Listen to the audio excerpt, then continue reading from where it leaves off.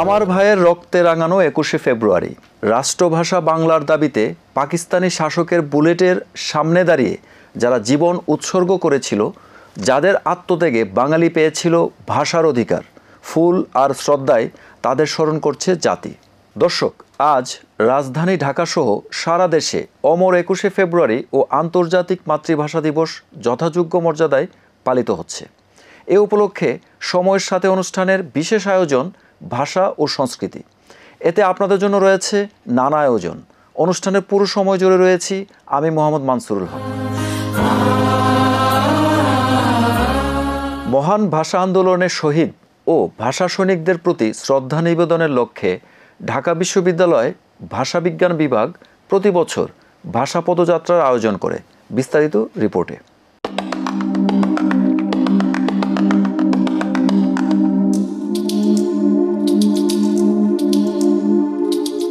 মহান শহীদ দিবস ও আন্তর্জাতিক মাতৃভাষা দিবস উপলক্ষে ঢাকা বিশ্ববিদ্যালয় ভাষা বিজ্ঞান বিভাগের উদ্যোগে 1 ফেব্রুয়ারি অপরাজেয় বাংলার পাদদেশ থেকে এক ভাষা পদযাত্রা বের করা হয়। ঢাকা বিশ্ববিদ্যালয়ের উপাচার্য অধ্যাপক ডক্টর নিয়াজ আহমেদ খান প্রধান অতিথি হিসেবে এই ভাষা পদযাত্রার উদ্বোধন করেন। ভাষা মানুষকে একীভূত করে। আমাদের মধ্যে যে বিভেদ এবং বিভক্তি সারা দেশ জুড়ে, সারা বিশ্ব জুড়ে ছড়াচ্ছে, ভাষা আমাদের সেই একত্রিত হবার একটি বড় উপলক্ষ হতে পারে। এই ভাষা আমাদের সবাইকে এই কঠিন ক্রান্তিলগ্নে একত্রিত করতে সহযোগিতা করবে। পদযাত্রাটি কেন্দ্রীয় শহীদ মিনারে গিয়ে শেষ হয়। এই ভাষা পদযাত্রায় বিশ্ববিদ্যালয়ের কলা অনুষদের ডিন অধ্যাপক ডক্টর মোহাম্মদ সিদ্দিকুর রহমান খান, প্রক্টর সহযোগী অধ্যাপক সাইফুদ্দিন আহমেদ এবং ভাষা বিজ্ঞান বিভাগের চেয়ারপারসন ডক্টর মুনিরা বেগম সহ বিভাগীয় শিক্ষক শিক্ষার্থীবৃন্দ অংশ নেন। সেখানে শিক্ষক ও শিক্ষার্থীরা পুষ্পস্তবক অর্পণের মাধ্যমে মহান ভাষা শহীদদের স্মৃতির প্রতি শ্রদ্ধা নিবেদন করেন।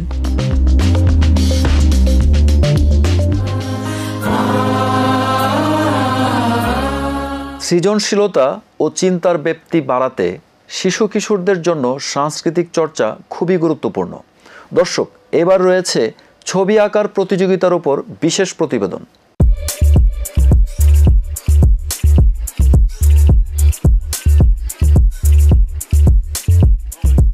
আমার ভাষা আমার দেশ সম্প্রীতির বাংলাদেশ শীর্ষক ছবি আঁকা প্রতিযোগিতার আয়োজন করল জাতীয় সাহিত্য সাংস্কৃতিক ঐক্যজোট। 1 ফেব্রুয়ারি কেন্দ্রীয় শহীদ মিনার প্রাঙ্গণে এ প্রতিযোগিতা অনুষ্ঠিত হয়। এতে রাজধানীর বিভিন্ন শিক্ষা প্রতিষ্ঠানে শিশু কিশোর শিক্ষার্থী অংশগ্রহণ করেন।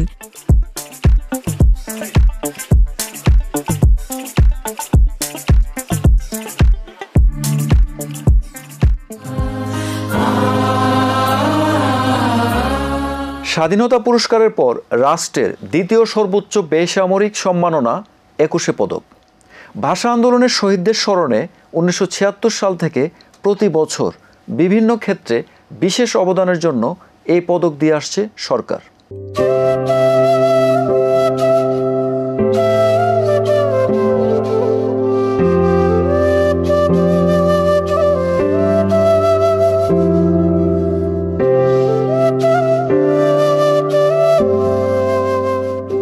বিভিন্ন ক্ষেত্রে অবদানের স্বীকৃতিতে প্রয়াত কথা সাহিত্যিক শহীদুল জহির ও বাংলাদেশ নারী ফুটবল দল এবারের 21শে পদক পেয়েছেন। এছাড়াও সঙ্গীত শিল্পী ফেরদৌস আরা, লেখক মইদুল হাসান, চলচ্চিত্র পরিচালক আজিজুর রহমান, সঙ্গীত শিল্পী ও শিক্ষক ওস্তাদ নীরদ বরণ বড়ুয়া, চিত্রশিল্পী রোকেয়া সুলতানা, অনুবাদক ও গবেষক নিয়াজ জামান, অভ্রফ্রন্টের নির্মাতা দল, আলোকচিত্রী নাসির আলী মামুন ও শহীদুল আলম, সাংবাদিক মাহফুজ উল্লাহ ও মাহমুদুর রহমান, চট্টগ্রামের সংবাদপত্র দৈনিক পূর্বকোণের প্রতিষ্ঠাতা মোহাম্মদ ইউসুফ চৌধুরী। পদকপ্রাপ্তদের মধ্যে 6 জনই মরণোত্তর সম্মাননা পেয়েছেন।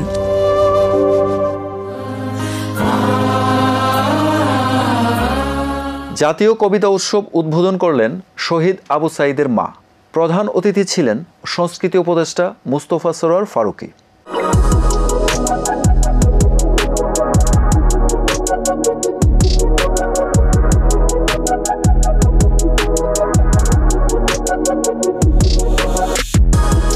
ঢাকা বিশ্ববিদ্যালয়ের কেন্দ্রীয় লাইব্রেরি চত্বরে স্বাধীনতা, সাম্য, সম্প্রীতির জন্য কবিতা স্লোগানে শেষ হল 2 দিনব্যাপী কবিদের মিলন মেলা। জাতীয় কবিতা উৎসবের উদ্বোধন করেন শহীদ আবু সাঈদের মা মনোয়ারা বেগম। শ্রদ্ধা জানানো হয় জুলাই বিপ্লবের শহীদদের স্মরণে অনুষ্ঠানস্থলে তৈরি প্রতীকী মিনারে। অনুষ্ঠানে জাতীয় সঙ্গীত, পতাকা উত্তোলন, উৎসব সঙ্গীত, 21-এর গান ও জুলাইয়ের গান পরিবেশিত হয়। সূর্যের মতো ঝলসে ওঠে গণমানুষের কবিতা, অন্ধকার উচ্ছেদ করে আলো ছড়ানো কবিতা। সূর্যের মতো ঝলসে ওঠে গণমানুষের কবিতা, অন্ধকার উচ্ছেদ করে আলো ছড়ানো কবিতা।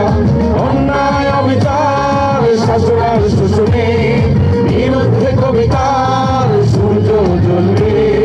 লড়াই সংগ্রামে হৃদয় উল্লাসে উৎসবে কবিতার কথা বলবে।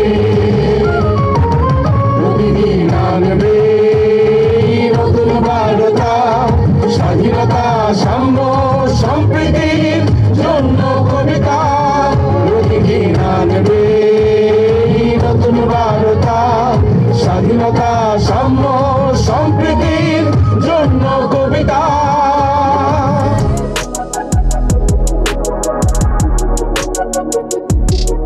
উদ্বোধনী দিনে আহ্বায়ক কবি মোহন রায়হানের সভাপতিত্বে প্রধান অতিথি ছিলেন সাংস্কৃতিক উপদেষ্টা মুস্তফা সরোয়ার ফারুকী। আপনি দেখবেন যে এবারের আন্দোলনে কবি নজরুল নতুনভাবে আবিষ্কৃত হয়েছে। নজরুলের কবিতা বিভিন্ন জায়গায় দেয়ালে লেখা হয়েছে, স্লোগানে এসছে, গানে এসছে। এমনকি মানে এখনকার সময়ের কবিদের মধ্যেও কবিতা, আমি যেমন হাসান রোবায়েদের কবিতা বলতে পারি, হাসান রোবায়েদের কবিতা দেয়ালে দেয়ালে দেখা গেছে। এবারের আন্দোলনে কবিতা, গ্রাফিতি এগুলো খুবই কি বলে কার্যকরভাবে মানুষকে অনুপ্রেরণা দিয়েছে। অর্থাৎ আমরা শিল্পের শক্তির কাছে আবারও ফিরে গেছি এবং শিল্পই আমাদেরকে আবার শক্তি দিয়েছে এই ফ্যাসিস্ট হাসিনাকে বাংলাদেশ থেকে তাড়িয়ে দেওয়ার জন্য।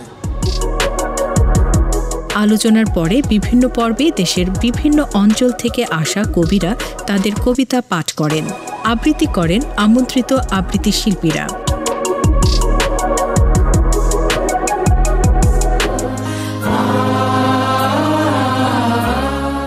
1952 সালে বাংলা ভাষার আগ্রাসনের বিরুদ্ধে রুখে দাঁড়ান দেশের কবি সাহিত্যিকরা। এসব প্রতিবাদ প্রকাশের অন্যতম মাধ্যম হয়ে ওঠে সাহিত্য। এ পর্যায়ে রয়েছে 21-এর কবিতা আবৃত্তি।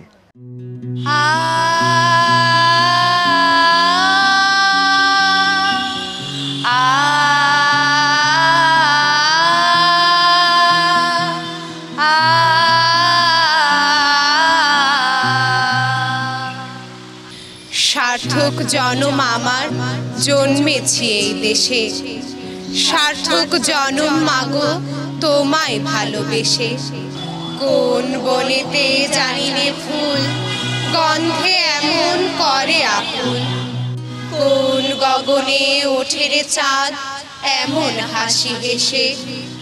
আখি মেলে তোমার আলো প্রথম আমার চোখ জুড়ালো, ওই আলোতে নয়ন রেখে মুদব নয়ন শেষে। ফাগুনটা খুব ভীষণ দস্যি মাস, পাথর ঠেলে মাথা উঁচোয় ঘাস। বাংলাদেশের মাঠে বনের তলে ফাগুন মাসে সবুজ আগুন জ্বলে। ফাগুনটা যে ভীষণ দুঃখী মাস, হাওয়ায় হাওয়ায় ছড়ায় দীর্ঘশ্বাস। ফাগুন মাসে গোলাপ কাঁদে বনে, কান্নারা সব ডুকরে ওঠে মনে। ফাগুন মাসে মায়ের চোখে জল, ঘাসের ওষে কাঁপে টলমল। ফাগুন মাসে দুঃখী গোলাপ ফোটে, বুকের ভেতর শহীদ মিনার ওঠে।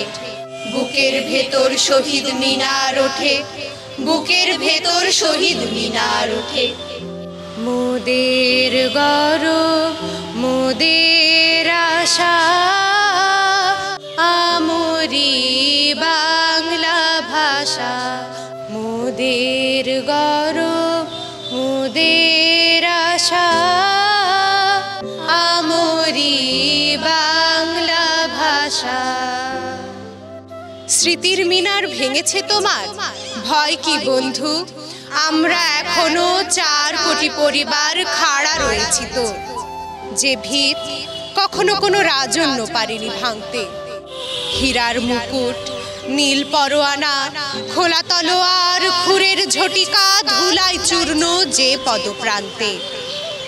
যারা বুনি ধান, গুনটানি আর তুলি হাতিয়ার হাপড় চালায়, সরল নায়ক আমরা জনতা সেই অনন্য। ইটের মিনার ভেঙেছে ভাঙুক, ভয় কি বন্ধু? দেখো একবার আমরা জাগরি 4 কোটি পরিবার। ফেব্রুয়ারির 21 তারিখ দুপুর বেলা রক্ত, বৃষ্টি নামে বৃষ্টি কোথায়, বরকতের রক্ত। হাজার যুগের সূর্য তাপে জ্বলবে এমন লাল যে, সেই লোহিতে লাল হয়েছে কৃষ্ণচূড়ার ডাল যে। প্রভাত ফেরির মিছিল যাবে, ছড়াও ফুলের বন্যা, বিষাদ গীতি গাইছে পথে তিতুমিরের কন্যা। চিনতে নাকি সোনার ছেলে ক্ষুদিরামকে চিনতে, রুদ্ধশ্বাসে প্রাণ দিল যে মুক্ত বাতাস কিনতে। পাহাড়তলির মরণ চূড়ায় ঝাঁপ দিল যে অগ্নি, ফেব্রুয়ারির শোকের বসন করল তারই ভগ্নি। প্রভাত ফেরি আমায় নেবে সঙ্গে, বাংলা আমার বচন, আমি জন্মেছি এই বঙ্গে, আমি জন্মেছি এই বঙ্গে, আমি জন্মেছি এই বঙ্গে। আমি বাংলায় গান গাই, আমি বাংলার গান গাই, আমি আমার আমিকে চিরদিন এই বাংলায় খুঁজে পাই। আ আ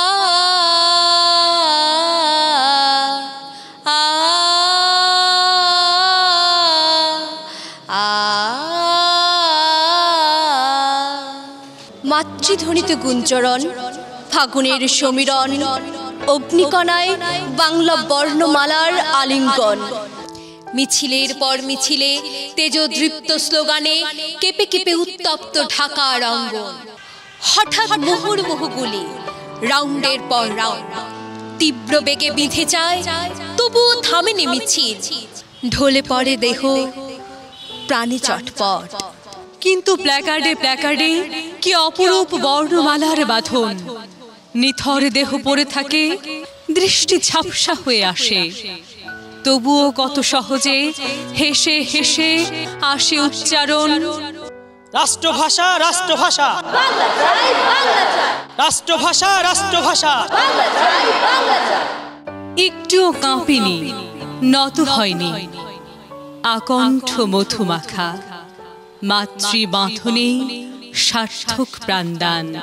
যে শিশু আর কোনোদিন তার পিতার কোলে ঝাঁপিয়ে পড়ার সুযোগ পাবে না, যে গৃহবধূ আর কোনোদিন স্বামীর প্রতীক্ষায় আঁচলে প্রদীপ ঢেকে দুয়ারে আর দাঁড়িয়ে থাকবে না, যে জননী খোকা এসেছে বলে উদ্দাম আনন্দে সন্তানকে আর বুকে জড়িয়ে ধরতে পারবে না, যে তরুণ মাটির কোলে লুটিয়ে পড়ার আগে বারবার একটি প্রিয়তমার ছবি চোখে আনতে চেষ্টা করেছিল, সে অসংখ্য ভাই বোনদের নামে আমার হাজার বছরের ঐতিহ্যে লালিত, যে ভাষায় আমি মাকে সম্বোধনে অভ্যস্ত, সেই ভাষা ও স্বদেশের নামে এখানে এই বিশ্ববিদ্যালয়ের উন্মুক্ত প্রাঙ্গণে আমি তাদের ফাঁসির দাবি নিয়ে এসেছি। জাগো নাগিনীরা, জাগো নাগিনীরা, জাগো কাল বৈশাখীরা, শিশু হত্যার বিক্ষোভে আজ কাপুক বসুন্ধরা। দেশের সোনার ছেলে খুন করে রুখে মানুষের দাবি, দিন বদলের ক্রান্তি লগ্নে তবু তোরা পার পাবি না, না না না। খুন রাঙা ইতিহাসে শেষ রায় দেওয়া তারিখ 21শে ফেব্রুয়ারি।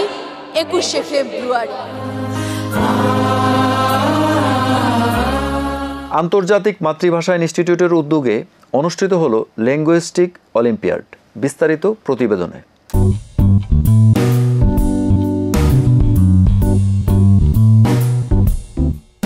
মহান শহীদ দিবস ও আন্তর্জাতিক মাতৃভাষা দিবস উদযাপন উপলক্ষে মাতৃভাষা চর্চা, প্রচার ও প্রসার ঘটানোর লক্ষ্যে সারা দেশে লিঙ্গুইস্টিক অলিম্পিয়াড আয়োজন করেছে আন্তর্জাতিক মাতৃভাষা ইনস্টিটিউট।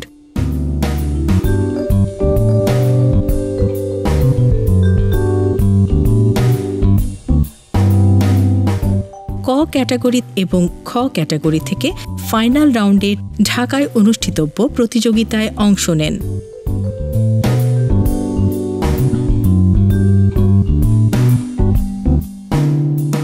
ফাইনাল রাউন্ডে 2 ক্যাটাগরিতে 2 জন এবছর ব্রাজিলে অনুষ্ঠিতব্য আন্তর্জাতিক লিঙ্গুইস্টিক অলিম্পিয়াডের জন্য বিবেচিত হবেন।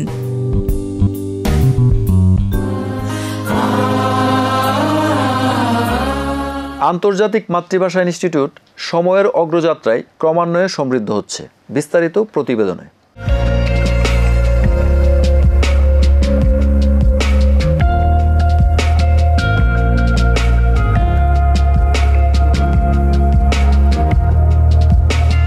পৃথিবীর বিকাশমান ও বিলুপ্তপ্রায় ভাষাগুলির মর্যাদা ও অধিকার রক্ষায় গবেষণার জন্য ঢাকায় আন্তর্জাতিক মাতৃভাষা ইনস্টিটিউট স্থাপিত হয়েছে। 15 মার্চ 2001 ঢাকার সেগুনবাগিচায় জাতিসংঘের তৎকালীন মহাসচিব কফি আনান এই ইনস্টিটিউটের ভিত্তিপ্রস্তর স্থাপন করেন। 2010 সালের অমর 21শে ফেব্রুয়ারি ও আন্তর্জাতিক মাতৃভাষা দিবসে আন্তর্জাতিক মাতৃভাষা ইনস্টিটিউট আমাই ভবনের উদ্বোধন করা হয়।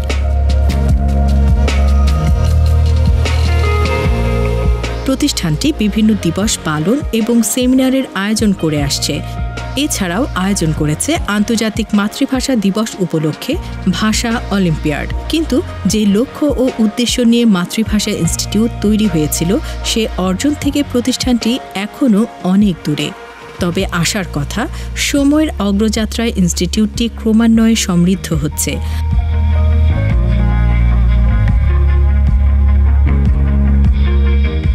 আন্তর্জাতিক মাতৃভাষা ইনস্টিটিউট বিশ্বের মাতৃভাষা গবেষণার অন্যতম অভিকেন্দ্রে রূপান্তরিত হবে, এমনটাই প্রত্যাশা।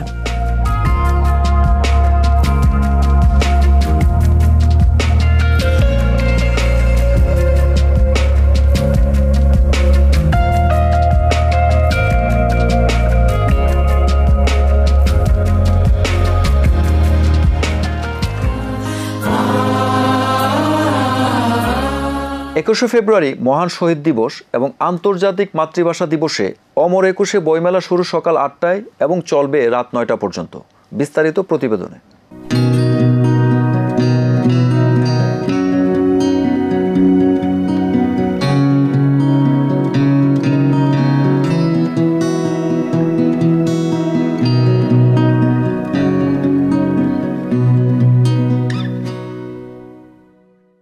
ফেব্রুয়ারি রাজধানীর বাংলা একাডেমিতে অমর 21শে বইমেলার উদ্বোধন করেছেন অন্তর্বর্তী সরকারের প্রধান উপদেষ্টা অধ্যাপক ডক্টর মোহাম্মদ ইউনুস।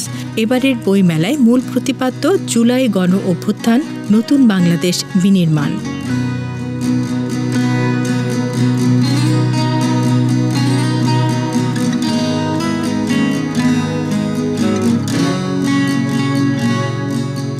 বইমেলায় রয়েছে জুলাই চত্বরও। মেলায় বাড়ানো হয়েছে স্টলের সংখ্যা। মেলায় অংশ নিচ্ছে 708টি প্রকাশনা প্রতিষ্ঠান। এবার বাংলা একাডেমি প্রাঙ্গণে 99টি এবং সোহরাওয়ার্দী উদ্যান অংশে 609টি প্রতিষ্ঠান।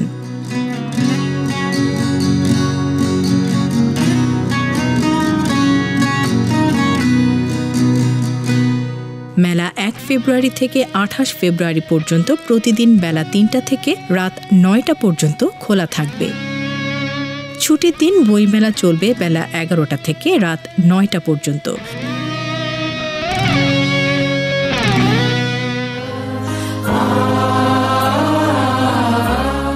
1952 সালের 21শে ফেব্রুয়ারির চরম আত্মোৎসর্গের চেতনা ধারণ করে বাংলাদেশের মানুষ অবিরাম সংগ্রাম করে চলছে বাংলা ভাষাকে সুপ্রতিষ্ঠিত করার এক মহান ব্রতে। এই ভাষার দাবিকে কেন্দ্র করে শুরু হয়েছিল স্বাধিকারের আন্দোলন। এরই প্রেক্ষাপটে পরিচালিত হলো সশস্ত্র সংগ্রাম, অর্জিত হলো আমাদের মহান স্বাধীনতা। অমর 21শে আন্তর্জাতিক মাতৃভাষা দিবস উপলক্ষে সময়ের সাথে অনুষ্ঠানের বিশেষ আয়োজন ভাষা ও সংস্কৃতি।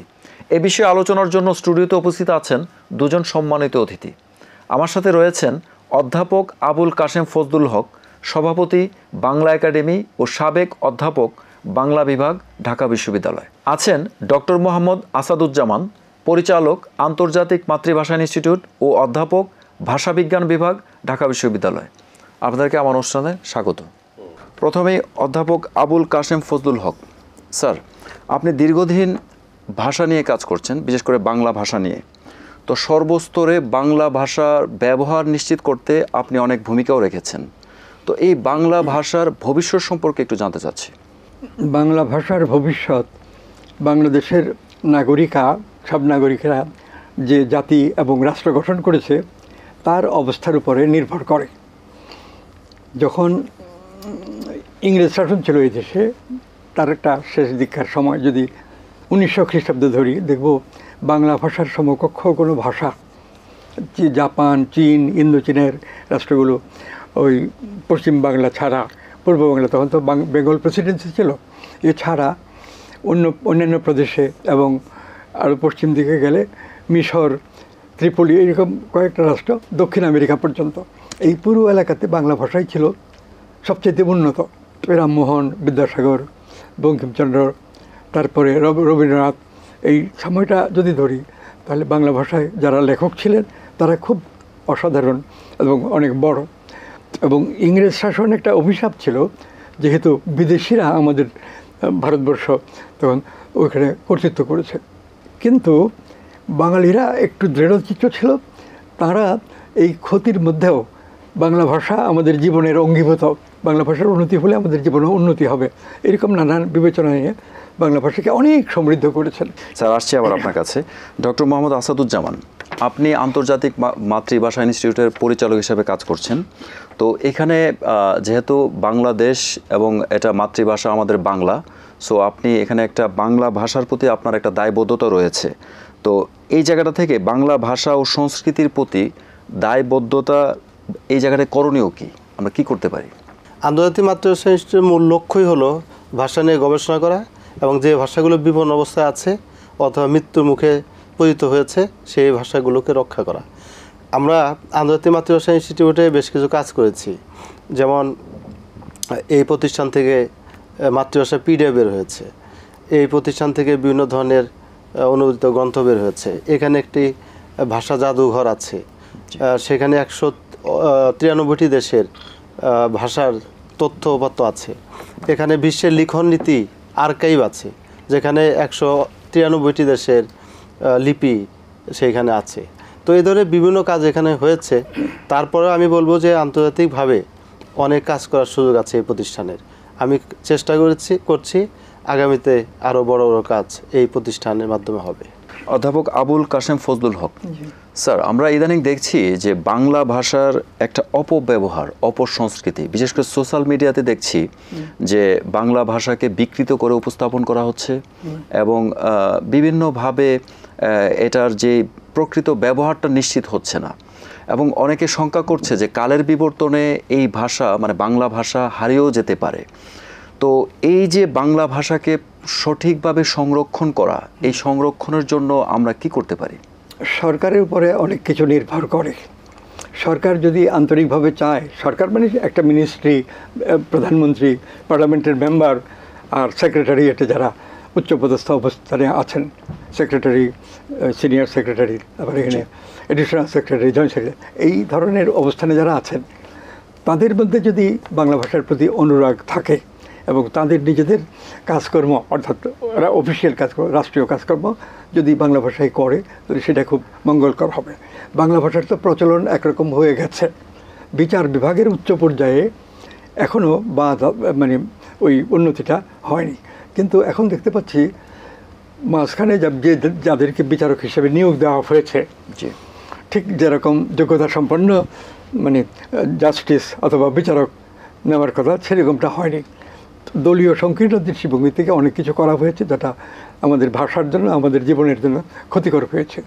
তো এইখানে এসে যে বাংলা ভাষার অবস্থা, তাতেও আমি দেখছি যে হাইকোর্ট সুপ্রিম কোর্টের বাইরে বাংলা মোটামুটি প্রচলিত হয়ে গেছে, জজ কোর্ট বা মুন্সিপ কোর্ট এইসব জায়গায়। কিন্তু উচ্চ পর্যায়ে বাংলা ভাষা প্রতিষ্ঠা করার জন্য, আমি আইন সংক্রান্ত ব্যাপারে বলছি, বিচার সেটার চেষ্টা কোনো মানে করছেন, বিচার বিভাগে যারা আছেন করছেন। এবং আমার ধারণা এই বিচার বিভাগেও উচ্চ পর্যায়েও বাংলা প্রচলন হয়ে যাবে আগামী ম্যাক্সিমাম বছর 5 লাগবে। জি, ধন্যবাদ স্যার। ডক্টর মোহাম্মদ আসাদুজ্জামান, আমি সংক্ষেপে আপনার কাছে জানতে চাই যে 21শে ফেব্রুয়ারি আন্তর্জাতিক মাতৃভাষা দিবস হিসাবে প্রতিষ্ঠা পেয়েছে, তো সেই জায়গা থেকে বাংলা ভাষা আন্তর্জাতিকভাবে কতটুকু প্রতিষ্ঠা হয়েছে? বাংলা ভাষাকে আন্তর্জাতিকভাবে কতটুকু বিস্তৃত করতে পেরেছি আমরা? দেখুন, 1999 সালে যখন ঘোষণা এলো 21শে ফেব্রুয়ারিকে আন্তর্জাতিক দিবস হিসাবে পালন করা হবে, তারপরে 2000 সাল থেকেই 188টি দেশে একযোগে এই দিবসটি পালন করা হয়। সেখানে কিন্তু বাংলা ভাষার ধ্বনি উচ্চারিত হয়, সেখানে বাংলা ভাষার হয়তো কোনো দেশে এই স্লোগানটা ধারণ করে তারা। যেমন এবার জাতিসংঘ একটি স্লোগান তাদের, make languages count for sustainable development, অর্থাৎ টেকসই উন্নয়নের জন্য ভাষাকে গুরুত্ব দিতে হবে। এই যে ধারণাটা, এটা কিন্তু সেই 21শে ফেব্রুয়ারি উপলক্ষ করেই। কাজে আমরা যে উপলক্ষে কথা বলছি আন্তর্জাতিক মাতৃভাষা দিবস হিসেবে, এই যে 21-এর যে পথ চলা, সেটা কিন্তু আমাদের বাংলা ভাষাকে অনেক সমৃদ্ধি করেছে, উন্নতি করেছে এবং সম্মান এনে দিয়েছে। তো কাজেই বাংলা ভাষা আসলেও সামনের দিকে এগিয়ে যাচ্ছে। এবং আপনি যে প্রশ্ন করেছিলেন এর আগে যে বাংলা ভাষা ভবিষ্যতে আসলে অবস্থানটা কী হবে, ভাষা কি হারিয়ে যাবে বা কোন অবস্থায় থাকবে, আমি মনে করি বাংলা ভাষা কখনো হারিয়ে যাবে না। কারণ বাংলা ভাষা এই গ্রহণ বর্জনের মধ্য দিয়েই টিকে আছে। দীর্ঘকাল বিভিন্ন শাসনের অধীনে ছিল বাংলা, সেখান থেকে বের হয়ে একটা তার স্বতন্ত্র রূপ দাঁড় হয়েছে। এবং বর্তমানে যারা বাংলাভাষী আছেন তারা অনেক সচেতন এবং বিভিন্নভাবে ভাষা ব্যবহার করছে। পৃথিবীর এক প্রান্ত থেকে আরেক প্রান্তে বাংলা ভাষার কিন্তু সুদূর প্রসারিত বিস্তৃত আমরা দেখতে পাচ্ছি। কাজে বাংলা ভাষা আগের চাইতে অনেক সাবলীল প্রক্রিয়ার মধ্যে আছে এবং এই ভাষা হারিয়ে যাওয়ার কোনো কারণ নেই। এবং আমি এটাও মনে করি যে বাংলা ভাষা দিনের পর দিন আসলে বৃদ্ধি পাচ্ছে। আমরা 1913 সালে জানি যে গীতাঞ্জলি কাব্যের জন্য যখন বিশ্বকবি রবীন্দ্রনাথ ঠাকুর নোবেল পুরস্কার পেলেন, তখনও কিন্তু বাংলা ভাষার জয় জয়কার ছিল। কাজেই বাংলা ভাষা এভাবেই এগিয়ে চলেছে, কখনোই তার পথকে রুদ্ধ করা যায় নাই। একটি ভাষা তখনই গতিশীল থাকে যখন তার ভাষীরা গতিশীল হয়। আমরা তো দেখেছি যে বাংলা ভাষা যারাই রুদ্ধ করতে চেয়েছে তাদের বিরুদ্ধে এই বাংলাদেশি তারা কিন্তু দাঁড়িয়েছে। কাজে 24-এর যে গণ অভ্যুত্থান বা স্বৈরাচার বিরুদ্ধে আন্দোলন দেখলাম, সেখানেও সেই প্রতিনিয়ত সেই বার্তায় আছে। আমরা যদি গ্রাফিতিগুলো দেখি, সুন্দর সুন্দর লেখাগুলো যদি দেখি, সেখানে নতুন নতুন বাংলা আমাদেরকে আশ্চর্যান্বিত করে। এই যে বাংলা ভাষার যে এই যে ধারণ ক্ষমতা, এটা অনেক ভাষাতে কিন্তু নেই। জি, আমরাও প্রত্যাশা করি বাংলা ভাষার জয় সারা পৃথিবীতে হোক। আপনাদের অনেক মূল্যবান কথা শুনছিলাম, সময় স্বল্পতার জন্য আমাদের অনুষ্ঠান আজ এখানে শেষ করতে হচ্ছে। অনুষ্ঠানে অংশগ্রহণ করার জন্য আপনাদেরকে অসংখ্য ধন্যবাদ। আপনাকে ধন্যবাদ এবং যারা দেখলেন তাদের প্রতি শুভকামনা। জি, ধন্যবাদ। প্রিয় দর্শক, আমাদের ভাষা ও সংস্কৃতি সম্পর্কে নতুন প্রজন্মকে সচেতন করাই এই আয়োজনের মূল লক্ষ্য। সঙ্গে থাকার জন্য ধন্যবাদ ও কৃতজ্ঞতা। সবাই ভালো থাকবেন, সুস্থ থাকবেন। আল্লাহ হাফেজ।